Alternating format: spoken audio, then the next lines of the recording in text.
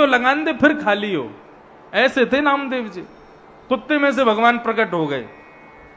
भगवान बोले तुमने यहां भी पहचान लिया? तो बोले आप यहां नहीं हो क्या, आप तो सब जगह हो। भक्त की दृष्टि ऐसी होती है, वो सब में ठाकुर जी का दर्शन करता है। नामदेव जी महाराज एक गुफा में बैठे थे। किसी ने आकर के कहा बाबा यहां मत बैठो। बोले क्यों? बोले यहां भूत रहता है, प्रेत रहता है। नामदेव जी बोले अब तो हम बैठ गए, अब नहीं उठेंगे यहां से। जैसे ही नामदेव जी ने कीर्तन करना शुरू किया, इतने में ही सामने एक विशाल हाथी, नामदेव जी ने उसका दर्शन किया। हाथी देखते ही देखते वो हाथी चींटी बन गया। कभी कुकर बन जाए, कभी सूकर बन जाए, कभी गधा बन जाए, कभी घोड़ा बन जाए, कभी कुछ बन जाए। इतने रूप बदलने लगा। प्रेत है ना। सब डर के मारे भाग गए। बोले भूत आ गया, भूत आ गया। लेकिन नामदेव जी महाराज मुस्कुराने लगे और कहने लगे, बोले इतने रूप बदलने की सामर्थ्य भूत में नहीं है, इतने रूप बदलने की सामर्थ्य हमारे विट्ठलनाथ में ही है। जय हो मेरे पंडरीनाथ, जय हो मेरे विट्ठलनाथ, जय हो मेरे लंबकनाथ। नामकरण कर दिया, बोले लंबे नाथ। तो बंधुओं, उस प्रेत में से, उस भूत में से भी भगवान प्रकट हो गए। प्रेत की मुक्ति हो गई। प्रेत प्रणाम करने लगा। बोले धन्यवाद, आपने मुझको मुक्त कर दिया, मेरी छुट्टी हो गई आज। भगवान बोले प्रेत में भी मेरा दर्शन करते हो? बोले सब जगह हो आप, चाहे भूत हो, चाहे प्रेत हो, चाहे कोई हो, सबके भीतर आपका निवास है नाथ। अविश्वास के कारण भक्त रुदन करता है। जिसको ठाकुर जी पर भरोसा है, ठाकुर जी पर विश्वास है, वो रुदन क्यों करेगा?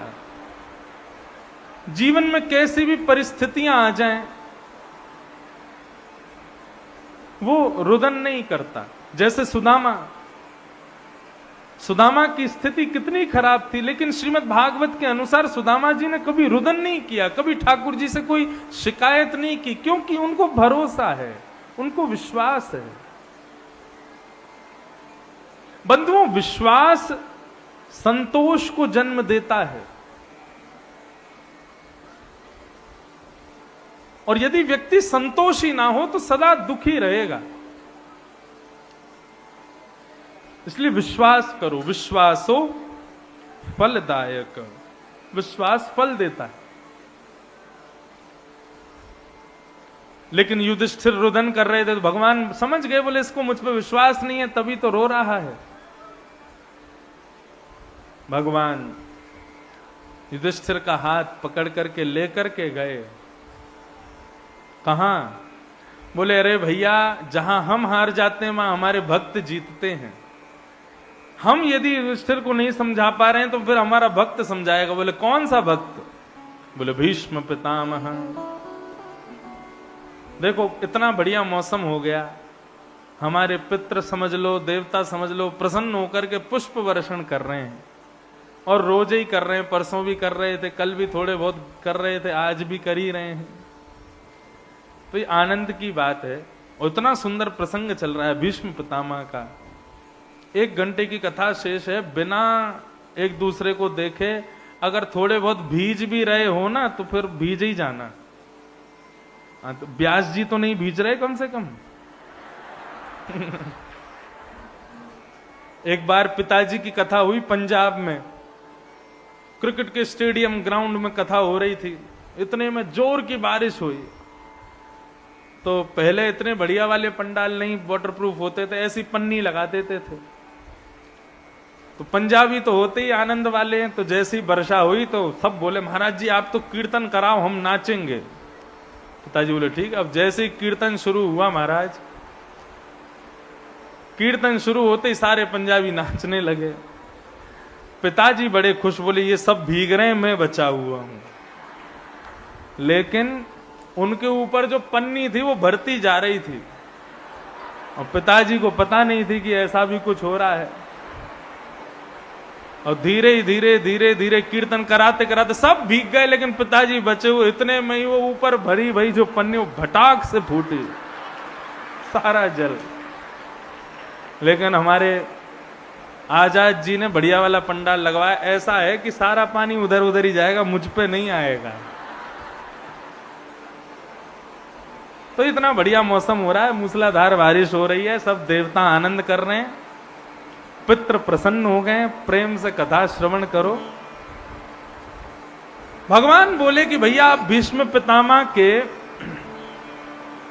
संशय को एक ही व्यक्ति दूर कर सकता है।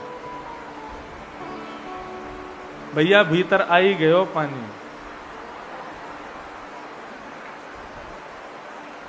मशीन पे तो नहीं जा रहा है, हाँ बस बाकी सब भीग जाए, मशीन नहीं भीगनी चाहिए।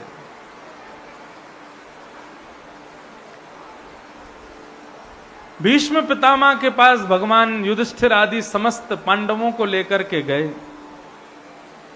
जैसे ही पहुंचे, बंधुओं अंत हो जीवन का तो भीष्म पितामह के जैसा हो। अब सब लोग बातचीत नहीं करो, ध्यान से कथा सुनो, जो भीग रहा हो वो उठ के आगे पीछे हो जाओ, बाकी लोग कथा सुनो। भीष्म पितामह का जैसा अंत हो तो जीवन सफल है। कैसा अंत हुआ? इतना तो कहना स्वामी, जब प्राण तन से निकले। बंधुओं एक चीज कहूं, हम लोग जीवन में हर चीज पहले डिसाइड कर लेते हैं। शादी कैसी करेंगे, बच्चों का नाम कैसा होगा, हमारा घर कैसा होगा, हम जॉब कैसी करेंगे, हम व्यापार कैसा करेंगे, हम जीवन कैसा जिएंगे, हम सब सुनिश्चित कर लेते हैं। लेकिन हम लोग कभी ये निश्चित नहीं करते कि हमको मरना कैसे है। ये एकमात्र ऐसी जगह है जहां पे मृत्यु की चर्चा खुलेआम होती है, कथा। संसार का, जीवन का सबसे बड़ा अकाट्य सत्य है मृत्यु। बालक के जन्म होने पर कितने भी बड़े ज्योतिषी को दिखाना, बताना इंजीनियर बनेगा, डॉक्टर बनेगा, पायलट बनेगा, वक्ता बनेगा, कौन बनेगा? ब्राह्मण देवता बताएंगे, बोले इसका बुद्ध बहुत बढ़िया है, ये वो बनेगा, ये करेगा, ये करेगा, लेकिन गारंटी नहीं ले सकते क्या बनेगा। लेकिन एक अनपढ़ गंवार भी गारंटी के साथ कह सकता है कि भैया इसने जन्म लिया है ना तो एक दिन मर जरूर जाएगा। आया है सो जाएगा, राजा रंत फकीर, कोई सिंहासन चढ़ चला, कोई बंधा जंजीर। हमारे जीवन का सबसे बड़ा सत्य है मृत्यु, उसको हम कभी नकार नहीं सकते। हम सब चीज सुनिश्चित करते हैं लेकिन कभी ये नहीं सोचते कि हमको मरना कैसे है, हमारी मृत्यु कैसी होनी चाहिए। और मैं सत्य बताऊं, आप इस कथा के माध्यम से ये सोच लो कि मेरी मृत्यु ऐसी होनी चाहिए, मैं ऐसे मरना चाहता हूं। उससे घबराना क्यों, मृत्यु तो होनी है, लेकिन सोच लो पहले ही। तो फिर ठाकुर जी की जिम्मेवारी है आपको वैसी मृत्यु देने की। हम तो एक ही प्रार्थना करते हैं, आप भी करो। इतना तो कहना स्वामी, जब प्राण तन से निकले, गोविंद नाम लेकर जब प्राण तन से निकले। श्री गंगा जी का तट हो, यमुना का वंशवट हो, मेरा सांवरा निकट हो, जब प्राण तन से निकले। और ठाकुर जी आप ऐसे वैसे बन के मत आना, बढ़िया सज धज के आना जब मेरे प्राण निकल रहे हो। पीतांबरी कसी हो, मुखड़े पे एक हंसी हो, छवि मन में ये बसी हो, जब प्राण तन से निकले। हमारा अंत हो तो ऐसा हो। क्या नाथ सामने खड़े हैं, उनके मुखमंडल को हम देख रहे हैं और उसको देखते देखते देखते ही देखते नेत्र बंद हो जाए, श्वास रुक जाए, प्राण निकल जाए, बस इससे बढ़िया इस जीवन रूपी भाग दौड़ का अंत और कुछ नहीं हो सकता।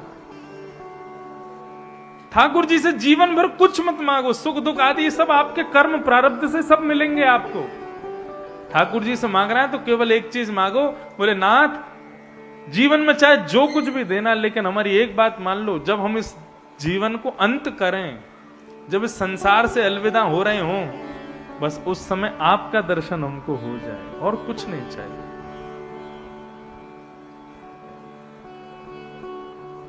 भीष्म पितामह का आज वो संकल्प पूर्ण हुआ।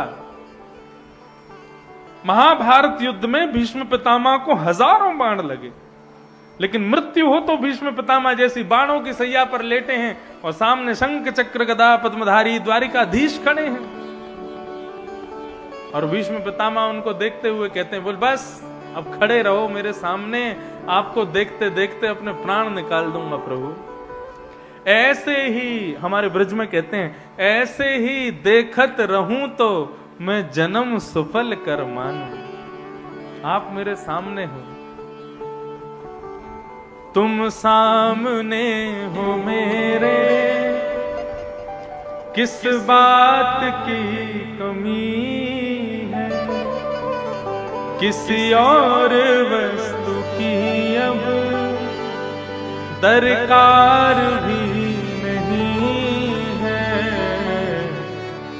तेरे नाम से गुलाम हो गुलफाम हो रहा है, मेरा आपकी कृपा से सब काम हो रहा है। गाइए, मेरा आपकी कृपा से सब काम हो रहा है। करते हो तुम कन्हैया,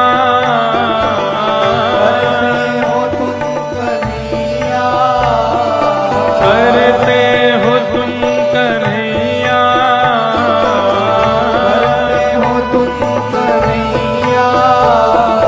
मेरा नाम हो रहा है, मेरा आपकी कृपा से सब काम हो रहा है, मेरा आपकी कृपा से सब काम हो रहा है।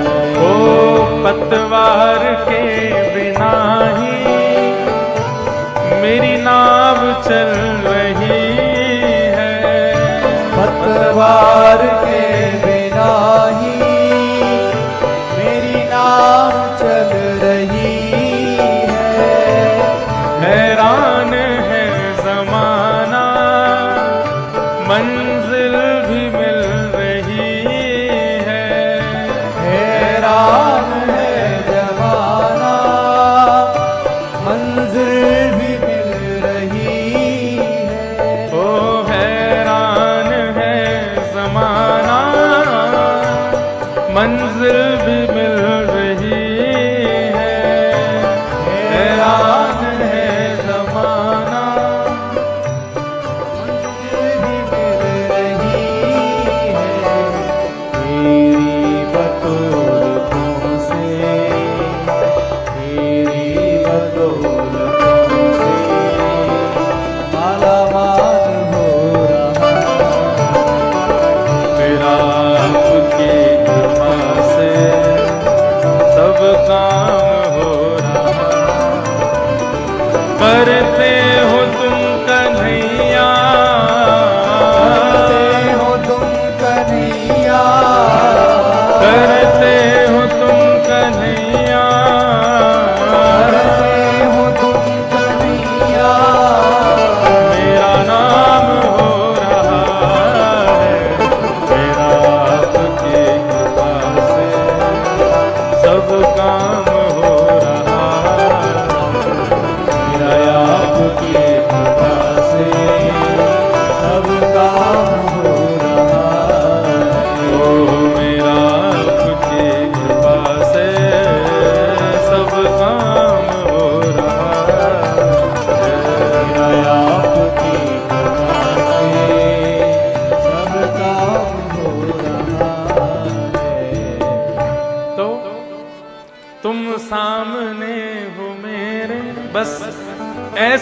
मृत्यु चाहिए हमें।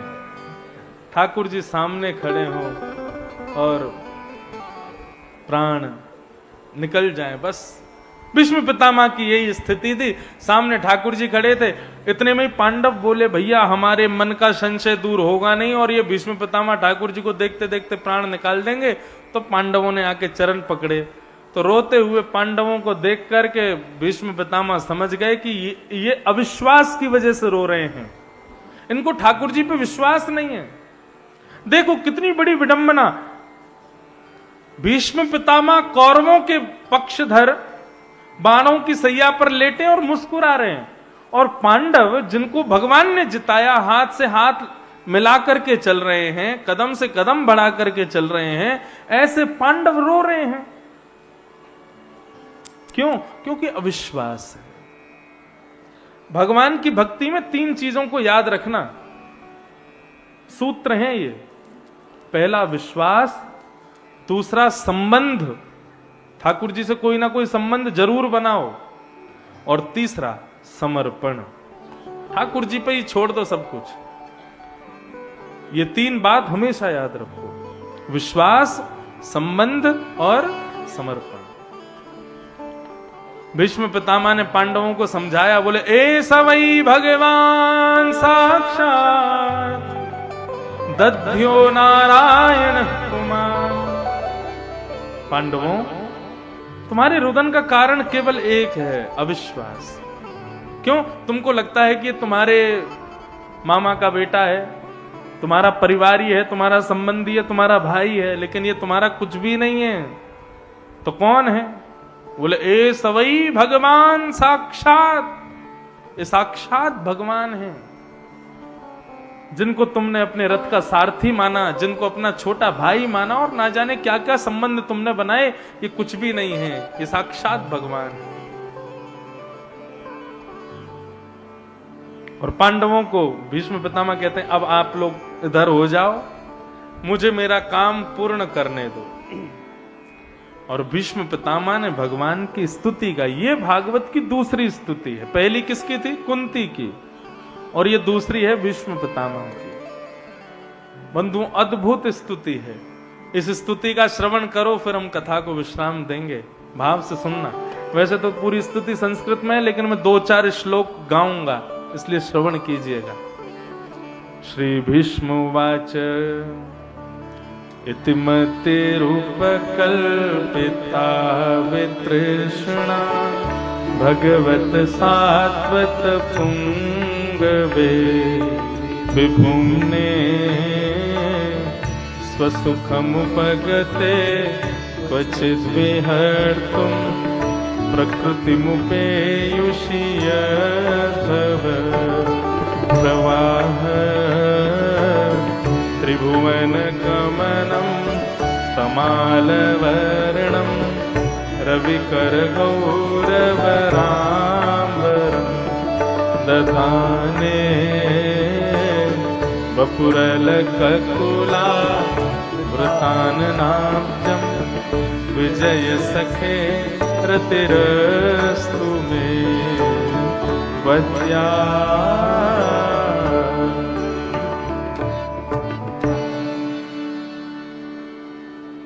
अब 30 मिनट बिल्कुल सावधानी से बैठो। कथा में सदैव मेरुदंड, ये पीछे जो कमर है, इसको सीधी करके बैठा करो। आप कहोगे महाराज जी आपने तो बढ़िया मसनद लगा रखी है पीछे, हमको दो तो हम भी बैठ जाएं। पीछे आपके जो बैठे हैं श्रोता, उसकी कमर लगा लो, उसके घुटने से लगा के बैठ जाओ, लेकिन सीधे बैठो। इसके पीछे बहुत बड़ा कारण है, क्यों कह रहे हैं सीधे बैठो। देखो, जो शब्द हम लोग बोलते हैं या आप लोग बोलते हो, और भागवत के श्लोक आदि जब हम गा के बोलते हैं, तो इसको कहते हैं सामवेद। क्या कहते हैं? ये सामवेद के अंतर्गत आता है। गायन शैली आदि ये सब सामवेद के अंतर्गत है। और सामवेद कहां से प्रकट होता है? गरुड़ जी जब आकाश में उड़ते हैं और अपने पंखों को ऊपर नीचे जब लहराते हैं, तो हवा के टकराव से उनके पंखों से निकलने वाली ध्वनि ही सामवेद है। और गरुड़ जी तब तक नहीं उड़ते जब तक उनकी कमर पर शंख चक्र गदा पद्मधारी नारायण ना विराजें।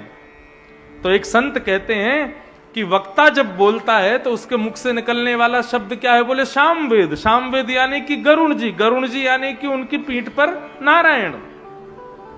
तो जब हमने बोला तो मतलब गरुड़ जी नारायण को लेकर के उड़ गए। अब उड़े हैं तो कहां लैंड करेंगे? कहीं तो विराजेंगे। टेढ़ी मेढ़ी गली हो, ऊंची नीची गली हो, वहां पे गाड़ी नहीं डाली जाती। सीधी गली हो वहीं पे गाड़ी रखी जाती है। और जो टेढ़ा मेढ़ा बैठा होता है, उल्टा सीधा नीचे झुक करके बैठा होता है, तो गरुड़ जी सोचते हैं भाई इसके पास नहीं जाना। लेकिन जो मेरुदंड सीधा करके एकाग्र चित्त से कथा श्रवण कर रहा होता है, गरुड़ जी उसी के कर्ण रंध्र से प्रवेश करके उसके हृदय में जाके विराज जाते हैं। इसलिए ये मेरुदंड सीधा करके बैठो, कथा श्रवण करो। वैसे तो एक आसन पर बैठना चाहिए, सुख आसन, लेकिन कई लोग यूं बैठ जाते हैं। और ये दोनों घुटने जो इस तरीके से दोनों घुटने जो ऐसे पकड़ते हैं उसको बोलते हैं दरिद्रासन। उस आसन में बैठने से दरिद्र हो जाता है व्यक्ति। और कई लोग तो व्यासपीठ की तरफ पैर फैला के बैठते हैं। महाराज जी हमारे चरणों के दर्शन करते रहो, कथा सुनाते रहो। एक आसन पर बैठो। वैसे तो यहां इतनी आप संख्या में आ गए हो कि अब आसन बदलने की बीच वालों को तो जगह भी नहीं होगी। तो एक आसन पर बैठो, सीधे बैठो। और भीष्म पितामह क्या कह रहे हैं बहुत ध्यान से सुनना। भीष्म पितामह भगवान से कहते हैं, इतिमति रूप कल्पिता वितृष्णा भगवत सात्वत पुंग वे विभूमने। बहुत सावधानी से सुनिएगा, अद्भुत बात। बोले प्रभु मेरे जीवन का अंत होने वाला है और मैं इस अंत को होने से पूर्व अपने मन का एक मेरा अधूरा काम रह गया, वो पूरा करना चाहता हूं। मेरी एक अंतिम ख्वाहिश है। भगवान बोले क्या? बताओ, हम पूर्ण कर देंगे। बोले पक्का पूरी करोगे? बोले हाँ बिल्कुल करेंगे, बताओ। तो भीष्म पितामह बोले मेरी एक कुंवारी बेटी बैठी है, उसकी अभी तक शादी नहीं हुई है, मैं उसकी शादी करना चाहता हूं। भगवान बोले राम राम राम राम। भीष्म पितामह तुमने तो जीवन में कभी ब्याह ही नहीं किया, तुम्हारी तो शादी नहीं हुई कभी, तुम तो बाल ब्रह्मचारी हो, तुम्हारी बेटी कहां से हो गई? कहीं ऐसा तो नहीं कहीं तुमने गुपचुप किसी से ब्याह कर लिया और उससे तुम्हारी बेटी हो गई और तुम उसको उसका ब्याह की चिंता हमसे कह के जा रहे हो? तो भीष्म पितामह बोले नहीं प्रभु, ऐसा नहीं है। जरूरी नहीं है कि ब्याह के बाद ही बेटी जन्म लेती है। आपने प्रत्येक मानव को जन्म से एक बेटी दे रखी है। मतलब ऐसा समझ लो, भाइयों को एक बेटी दे रखी है, माताओं को एक बेटा जन्म से ही मिला हुआ है। वो कौन है? मती हमारी। बेटी बेटा किसको कहते हैं? जो अपनी जिद पूरी करवावे, जो अपनी मन की इच्छाएं पूरी करवावे अपने माता पिता से, उसी को तो बेटी बेटा कहते हैं। तो हमसे जिद अपनी पूरी कौन करवाता है? हमारी मति, हमारा मन। आपने किसी को कहा कि भैया हमारे फार्म हाउस में कथा होने वाली, आप आना, तो लोग प्रत्युत्तर क्या देते हैं? ठीक है, मन बनाते हैं, मन होगा तो आएंगे, मन करेगा तो जाएंगे, मन की इच्छा होगी तो देखेंगे। ये मन हम सबसे अपनी इच्छाएं पूरी करवाता है, इसीलिए ये मन ही, ये मति ही हमारी बेटी है और हमारा बेटा है। भीष्म पितामह की बात सुनो। भीष्म पितामह कह रहे हैं मेरी बेटी कुंवारी है, मैं उसका ब्याह करना चाहता हूं, मेरी मति रूपी बेटी। भगवान बोले ब्याह किससे करना चाहते हो? बोले आपसे करना चाहता हूं। मतलब ऐसा नहीं कहा कि मेरा मन अपने चरणों में रखो। किस तरीके से कह रहे हैं भीष्म पितामह कि मेरी मति रूपी बेटी के लिए सुयोग वर आप हो नाथ, आप उससे ब्याह कर लो। भगवान बोले ब्याह करने से क्या होगा?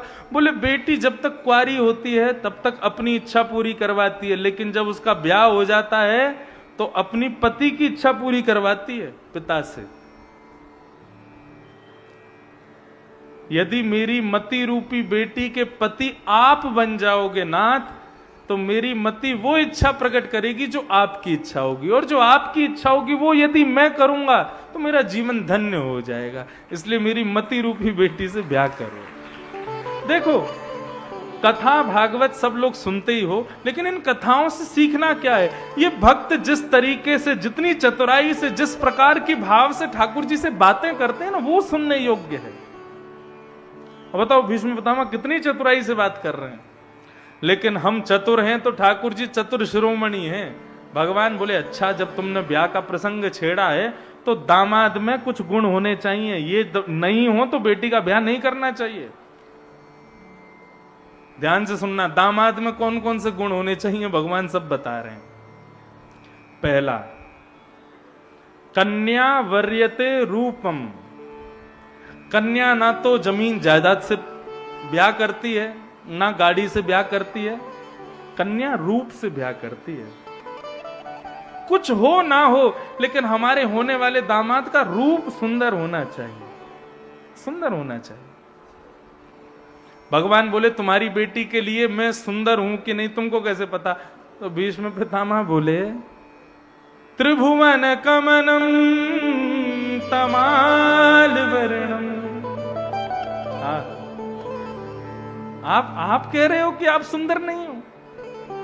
हमारे ब्रज में कहें, हे कृष्ण लला तुम होते लली तो गरे कट जाते करोड़न के। लाला, हम पे बहुत बड़ी दया करी जो तू लाला बन के आयो। यदि लाली बन के आयो होतो तो ना जाने कितने इनके गरे कट गए होते। आप कहते हो कि आप सुंदर नहीं हो? त्रिभुवन कमनम तमाल वर्णम रविकर गौर वराम वरम दधाने। अरे कन्हैया, जब आप भी पीतांबरी पहन करके नंद भवन से बाहर आते थे ना, तो सूरज भी खुद को बादल की ओट में छुपा लेता था। क्यों? बोले कि अरे जब एक सूर्य नीचे भ्रमण कर रहा है तो मेरी क्या आवश्यकता है, इतने सुंदर हो आप। आप सुंदरता की बात करते हो। महाराज जब भगवान कर रहे थे तब कामदेव आया, और कामदेव आकर के भगवान से बोला कि जब सुंदर स्त्री पुरुष मिलते हैं तो मैं तो आता हूं। भगवान बोले, ठीक है, तू आके दिखा।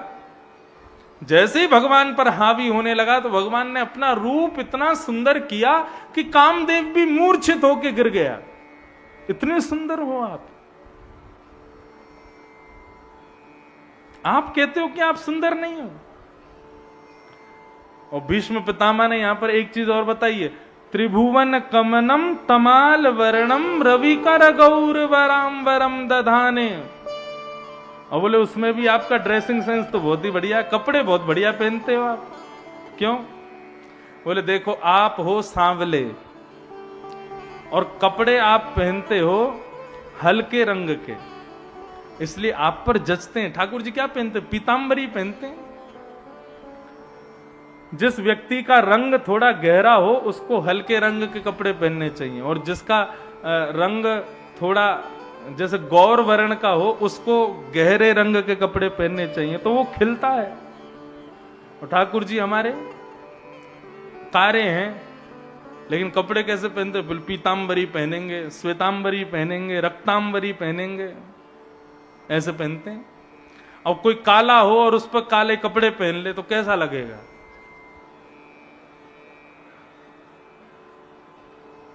एक बार पति पत्नी दोनों भोजन करने के बाद में गली में घूम रहे थे।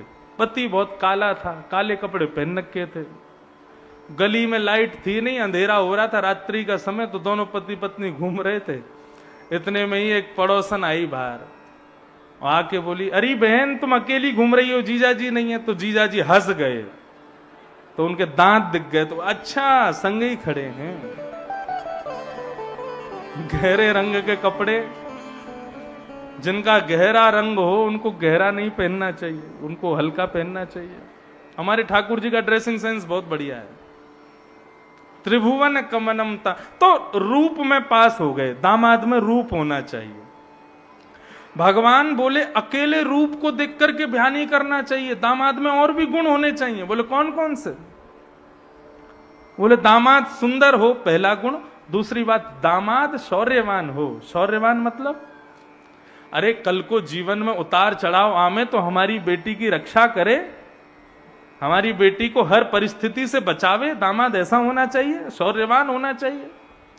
भीष्म पितामह बोले आपसे बढ़िया शौर्यवान और कोई नहीं है। बोले क्यों? इतने बड़े महाभारत युद्ध में इतने बड़े बड़े योद्धा थक गए, हार गए, पस्त हो गए, लेकिन अर्जुन को एक बाण स्पर्श नहीं कर पाया। क्यों? क्योंकि उसके सारथी आप थे, क्योंकि उसके रक्षक आप थे। आप इतनी द्रुत गति से अर्जुन के रथ को घुमाते थे कि कोई बाण उसका स्पर्श भी नहीं कर पाता था।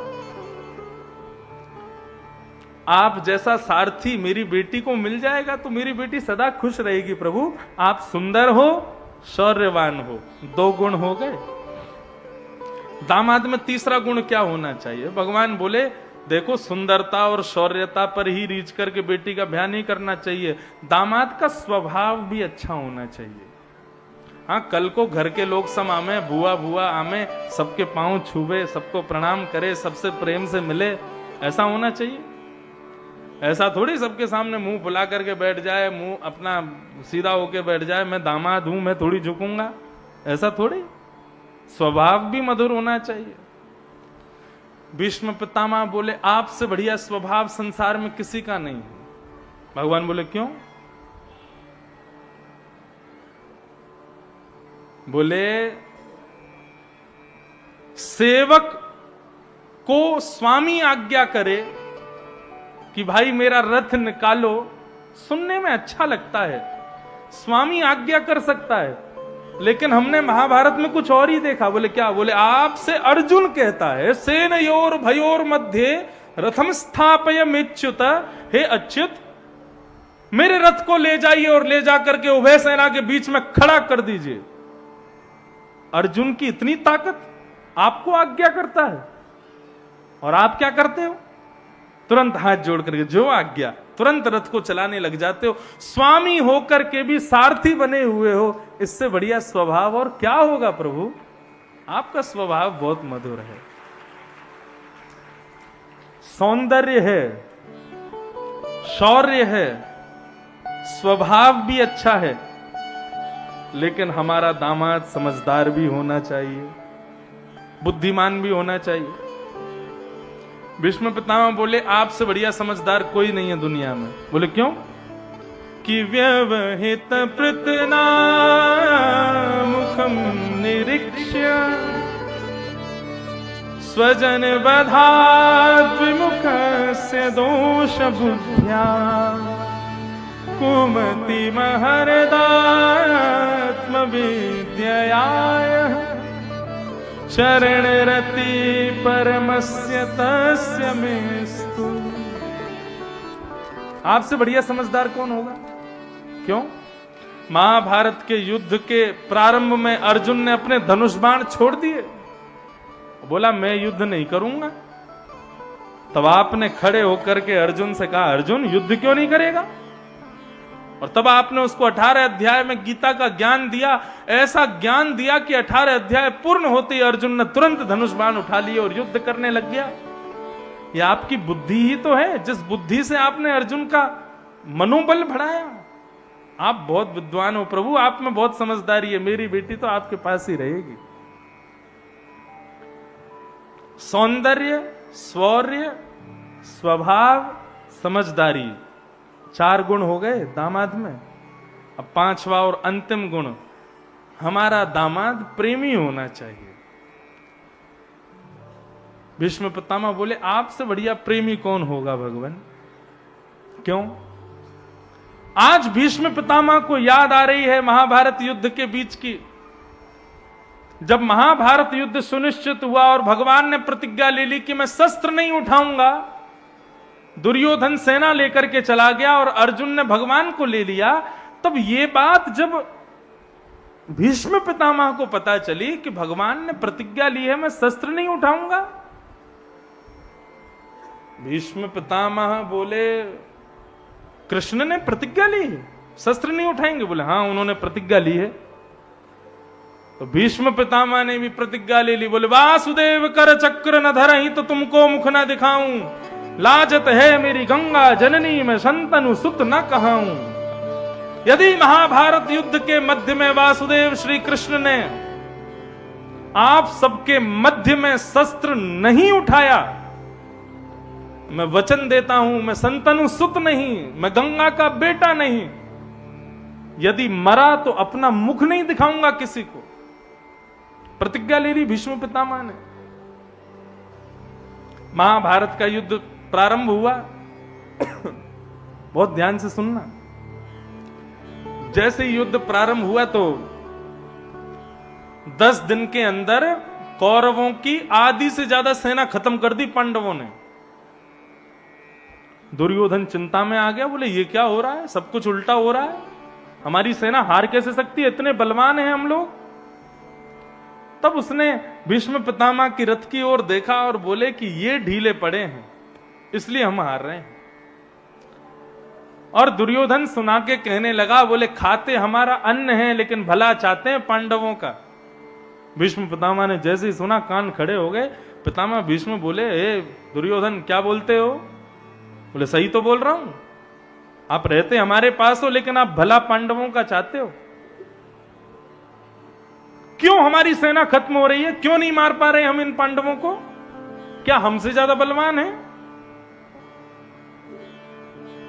भीष्म पितामह बोले, मरने का बहुत डर है ना तुझे, हारने का बहुत डर है ना, चल तुझे अपना रूप दिखाता हूं।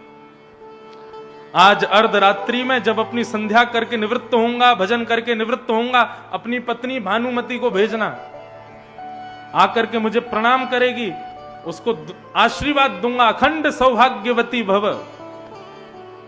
अपने भजन के बल का मैं उसको आशीर्वाद दूंगा, अखंड सौभाग्यवती का। नहीं मरेगा तू, नहीं हारेगा तू, जीत जाएगा तू। बता और कुछ चाहिए? दुर्योधन बोला, नहीं नहीं, मैं तो बस यही कह रहा था, आप ठंडे मत पड़ो, ऐसे ही गर्म रहो। आप ठंडे पड़ गए तो हार जाएंगे हम, मैं भेज दूंगा अपनी पत्नी को। अब ये बात हो रही थी भीष्म पितामह और दुर्योधन के बीच में, लेकिन यहां कान खड़े थे भगवान के। भगवान सामने रथ चला रहे हैं और कान यहीं लगा के ये इन दोनों के बीच में बात क्या चल। अच्छा तो रात में ये होने वाला है, चल भैया योगेश्वर कृष्ण दिखाओ अपना कमाल। रात्रि में अर्धरात्रि का समय हुआ, भगवान ने ऊंची धोती पहनी, सिर पर स्वाफा बांधा और एक ग्वाला का रूप धारण करके हाथ में लालटेन लेके सीधे गए द्रौपदी के पास। सो रही थी द्रुपद सुता, उसके पैर के अंगूठे को पकड़ के खींचा, बोले जल्दी उठ। द्रौपदी बोली कौन है? बोले मैं हूं। इतनी रात को क्यों उठा रहे हो? बोले ज्यादा पूछ पूछ मत कर, सोती रहेगी तो तेरा भाग्य भी सोता रहेगा, जल्दी चल मेरे साथ। भगवान द्रौपदी को ले जाने लगे और बोले सुन, घूंघट कर ले नीचे तक और जाना, सीधे जाकर के भीष्म पितामह को प्रणाम करना, प्रणाम करके आशीर्वाद लेके चुप बाहर आ जाना, कुछ बोलना नहीं। बाई चांस भीष्म पितामह पूछने लग जाएं, अकेली आई है, कोई आया नहीं साथ में, तो बोल देना नौकर आया मेरा। नाम पूछे तो गोपाल भैया बता देना, ठीक है। बोलना नहीं इससे ज्यादा कुछ भी। बोले हाँ नहीं बोलूंगे। द्रौपदी भीतर गई, भीष्म पितामह बैठे थे मंत्र जाप। भीष्म पितामह साधारण थोड़े ही हैं। भीष्म पितामह के पास जाकर के द्रौपदी घूंघट करके बैठी। भीष्म पितामह ने जैसे ही अपना भजन पूर्ण किया तो भीष्म पितामह ने देखा, बोले अरे भानुमति आ गई, जरूर भानुमति आई है। माला नीचे रख के प्रणाम करके दोनों वरद हस्त को द्रौपदी के सिर पर रख करके बोले अखंड सौभाग्यवती भव, तुम्हारा भाग्य अजर अमर हो जाए, उसको कोई मारेगा नहीं। अब भगवान ने ये थोड़ी बताया था कि आशीर्वाद ये मिलने वाला है। द्रौपदी बोली ये क्या बोल रहे हैं, मेरे पतियों से पूरे दिन युद्ध करते हैं और मुझे ही आशीर्वाद दे रहे हैं, अखंड सौभाग्यवती भव। द्रौपदी बोली एक बार कंफर्म कर लेती हूं। तुरंत द्रौपदी ने घूंघट ऊपर किया और बोली पितामह फिर याद रहे, कल से 5 में से एक का भी बाल बांका नहीं हो जाए, सारी जिम्मेवारी आपकी है। आपने आशीर्वाद दिया अखंड सौभाग्यवती भव, एक का भी बाल बांका आपसे पूछूंगी यदि किसी को कुछ हुआ तो। भीष्म पितामह घबरा गए, बोले द्रौपदी तू? मैंने तो भानुमति को बुलाया था। क्यों? मैं आपकी पुत्र वधू नहीं? मुझे आशीर्वाद का अधिकार नहीं है? भीष्म पितामह बोले अब क्या कहूं मैं, होना वही है जो राम रचि राखा। लेकिन तुरंत भीष्म पितामह ने अपने आंखों का ढंग बदला, चेहरे का रंग बदला और क्रोध में भर के बोले द्रौपदी, इतनी रात को तुझे मेरे आशीर्वाद लेने की इच्छा कैसे प्रकट हुई? अकेली आई है? कोई आया है साथ में? बोले कोई नहीं आया। बोले कौन आया है, सच सच बताओ। अब तो सिंह की तरह गर्जना की, द्रौपदी घबरा गई। बोले कोई नहीं आया, अकेली आई हूं। वैसे तो आया है लेकिन वैसे कोई नहीं आया है। वैसे तो अकेली हूं लेकिन आया है कोई। क्या बोलती है, आया है नहीं आया है? कौन आया है? बोले गोपाल भैया। कौन गोपाल भैया? हमारा नौकर है, ग्वारिया है, दूध काटता है। उसकी कोई बहन नहीं थी तो मैंने ही रक्षाबंधन पर उसको राखी बांधी, तब से भाई है। भीष्म पितामह बोले दिखाइए जरा अपने गोपाल भैया को, जरा मैं भी तो देखूं। भीष्म पितामह के पास लाने की सामर्थ्य रखने वाला साधारण नहीं हो सकता, दिखा मुझे कौन है। अब तो द्रौपदी बोली आप इतने बड़े राजा, आप क्या नौकर से क्या मिलोगे? नहीं नहीं चल मेरे साथ। बाहर आए, भगवान दूर छुप के बैठे थे, इंतजार कर रहे कब आएगी। बाहर आकर के जैसे शेर की तरह गर्जना करके बोले कहां है गोपाल भैया। भगवान को एक पटक तो वहीं लग गई, फंस गए, हो गया कल्याण आज हमारा। भगवान बोले अजी हम हैं। गोपाल इधर आओ। और धीरे धीरे धीरे ठाकुर जी पास गए। कभी अपना रूप छुपा में, कभी अपनी आंखें बंद करें, कभी कुछ करें, इनको पता नहीं चले मैं हूं। इधर आओ, पास में आओ। भगवान पास में गए। जैसे ही स्वाफा हटाया महाराज, घुंघराली अलकावलियां ठाकुर जी की प्रकट हो गई। एक मोर पीछ जो छुपा हुआ था वो तुरंत खड़ा हो गया। चंद्रमा स्वयं को रोक नहीं पाया, दिव्य किरण से ठाकुर जी के सुंदर वदन को आच्छादित कर दिया। और रात्रि में उस रणभूमि में ठाकुर जी का दिव्य रूप प्रकट हो गया। देख करके भीष्म पितामह आनंदित हो गए, नेत्र सजल हो गए भीष्म पितामह के। मरकट बंधु, छलिया, माखन चोर, सारे उल्टे सीधे काम करता है, एक भी काम सीधा नहीं करता। तुझे किसने बताया कि मैं रात में भानुमति को आशीर्वाद देने वाला हूं? और ये कब मैं भानुमति को द्रौपदी बना दिया? भगवान मुस्कुरा के बोले हम तो बचपन से कहते आए हैं कि हम भगवान हैं, आप ही लोग नहीं मानते। मैं ईश्वर हूं। अच्छा ईश्वर है? बोले हाँ ठीक है। द्रौपदी तुमको जो मैंने आशीर्वाद दिया है उसकी जिम्मेवारी मैं इसको देता हूं। ये बचा के दिखाए अब पांचों को मुझसे, मैं देखता हूं। अब यदि पांचों को कुछ भी हो जाए तो इसको पकड़ना, और कल से देखता हूं कैसे बचाते हो तुम पांडवों को मुझसे। प्रातः काल का समय हुआ, भगवान रात में बहुत डांटे द्रौपदी को, बोले तेने सब खराब करवा दिया, अब कल से देख क्या होगा। दूसरे दिन भगवान ने दुर्योधन आदि को कहा पीछे हट जाओ, आज युद्ध मैं लड़ूंगा। अब भीष्म पितामह कवच पहन करके, मुकुट लगा करके जैसे ही रणभूमि में उतरे हैं, एक बाण को अभिमंत्रित करते हुए छोड़ते हैं, एक में से अनेक बाण निकलते हैं। आपस में सेना एक दूसरे को देखते बोले भागो, पितामह भीष्म आया।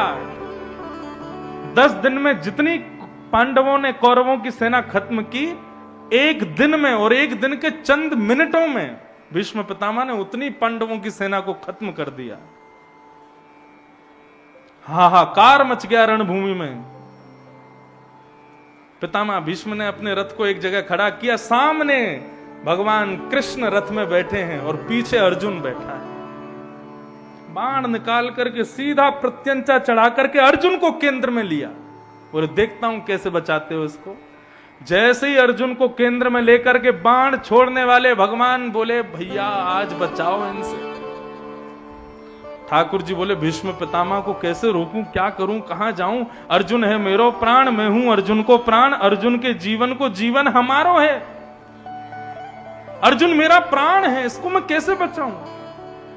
तभी ठाकुर जी ने दूर टूटा हुआ एक रथ का चक्का पड़ा था, ठाकुर जी की दृष्टि पड़ी, कभी उसको देखते हैं, फिर भीष्म पितामह को देखते हैं, फिर उसको देखते हैं। इतने में ही ठाकुर जी दौड़े कूदे रथ से और जाकर के रथांग पाने बनकर के रथ का चक्का उठाया और दौड़े हैं भीष्म पितामह की ओर। जैसे शेर झपटता है एक हाथी के ऊपर, ऐसे द्वारिकाधीश झपटे हैं भीष्म पितामह के ऊपर। रथ का चक्का लेकर के भगवान दौड़ते हुए आ रहे थे, भीष्म पितामह हाथ में धनुष बाण लेके खड़े थे। जैसे ही ठाकुर जी ने रथ का चक्का उठाया, भीष्म पितामह ने धनुष बाण नीचे रख के ताली बजाने लगे, वाह वाह वाह, जय हो। हाँ भाई, सब लोग सुन लो, क्या आप कहो में शस्त्र बिन भूमि हरऊं सब भार। इन्होंने प्रतिज्ञा ली थी कि शस्त्र नहीं उठाएंगे। देख लो, दर्शन कर लो, रथ का चक्का लेकर के खड़े हाथ में मुझको मारने के लिए। शस्त्र नहीं है तो क्या है?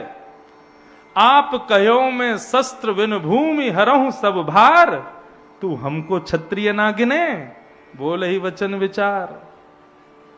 हम क्षत्रिय हैं, कहां गई तुम्हारी प्रतिज्ञा? मैं शस्त्र नहीं उठाऊंगा, मैं तो बिना शस्त्र के लड़ूंगा। अब क्या हुआ, क्यों उठाया शस्त्र?